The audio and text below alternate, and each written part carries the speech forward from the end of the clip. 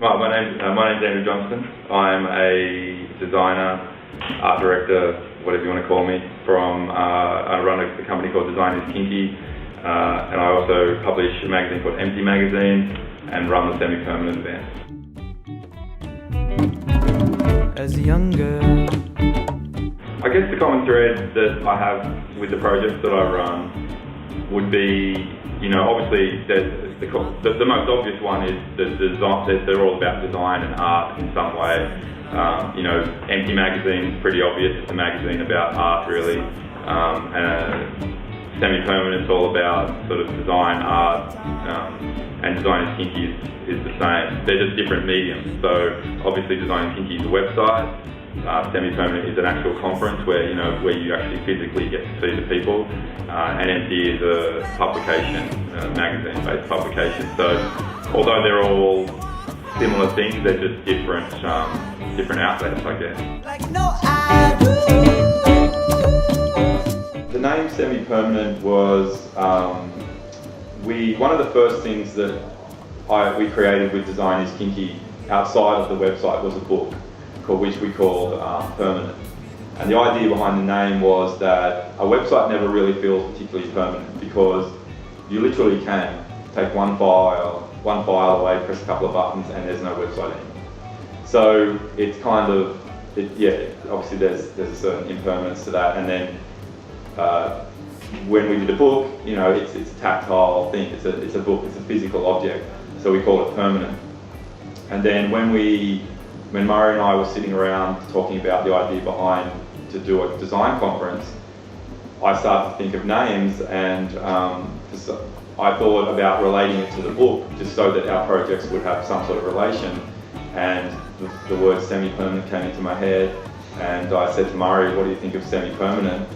And because it kind of fit, obviously the event comes and goes, it's only several times a year, and he was like, yeah, it's pretty cool actually. And I guess the main purpose behind semi-permanent is just inspiration.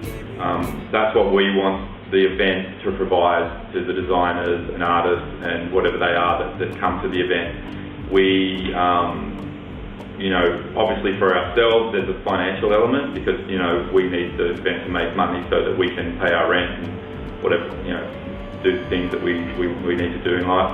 But we think that Australia, needs this type of event, or the Australian design community needs this type of event to continually keep themselves sort of inspired and excited with design. And the fact is that there's not really any other events that have a similar sort of style semi-permanent in Australia.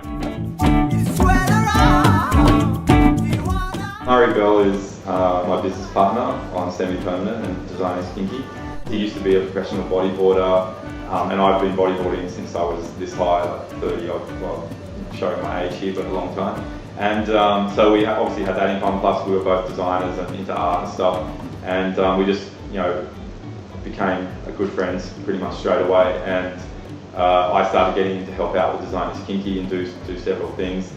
And then we came up with the idea of semi-permanent when we were at a conference in Spain.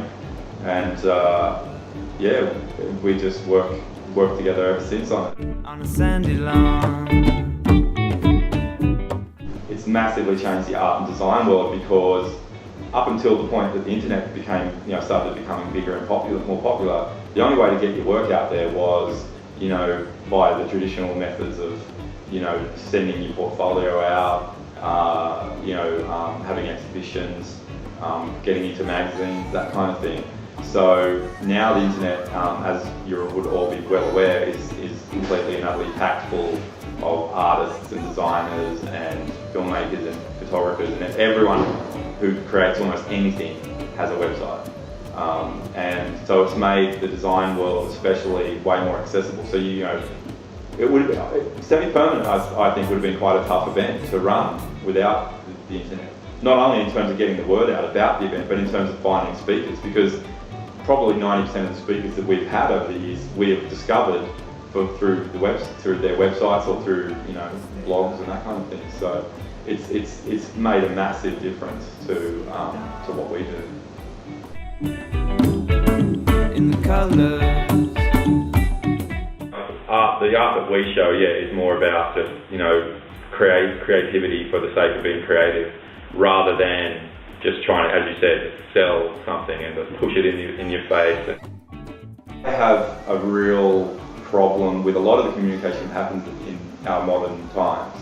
I'm specifically speaking about, more, say, like television, tabloid magazines, newspapers, stuff like that. I think that, and I'm going to be getting on my high horse here, but I think that, it's like, shows like a major decay in the sort of moral fibre, or whatever you want to call it, of our world, that channels like Channel 9 and Channel 10 and Channel 7 and Fox News in America and, all these channels can even exist, just makes me despair for the world, to be honest with you.